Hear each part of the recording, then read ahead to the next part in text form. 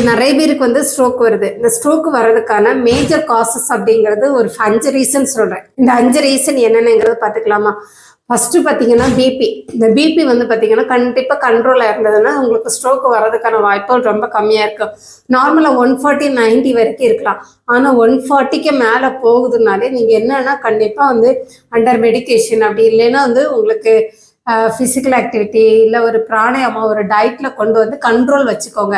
ஏன்னா அன்கண்ட்ரோல் பிபினால கண்டிப்பாக வந்து உங்களுக்கு வந்து ஸ்ட்ரோக் வர்றதுக்கு வாய்ப்புகள் இருக்குது.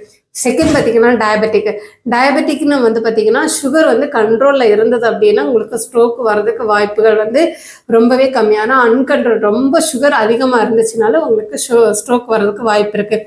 அதே மாதிரி கொலஸ்ட்ரால் அதிகமாக இருந்தாலும் ஸ்ட்ரோக் வர்றதுக்கான வாய்ப்பு ரொம்ப அதிகமாக இருக்குது. நாலாவது பார்த்தீங்க அப்படின்னா வந்து ஆல்கஹால் ரெகுலராகவே வந்து ஆல்கஹால் கன்சம்ஷன் அதிகமாக எடுத்துக்கிட்டே இருந்தீங்கனாலும் கண்டிப்பாக உங்களுக்கு ஸ்ட்ரோக் வர்றதுக்கு வாய்ப்பு ரொம்ப அதிகமாக இருக்குது. ஃபிஃப்த் ஒன் பார்த்தீங்கன்னா ஸ்மோக்கிங் வந்து ரெகுலராக பண்ணும்போது உங்களுக்கு ஸ்ட்ரோக். இந்த 5 ரீசனை நீங்கள் கண்ட்ரோலில் வச்சுக்கிட்டீங்கன்னா நமக்கு ஸ்ட்ரோக் வராமல் ப்ரிவென்ட் பண்ணிக்கலாம்.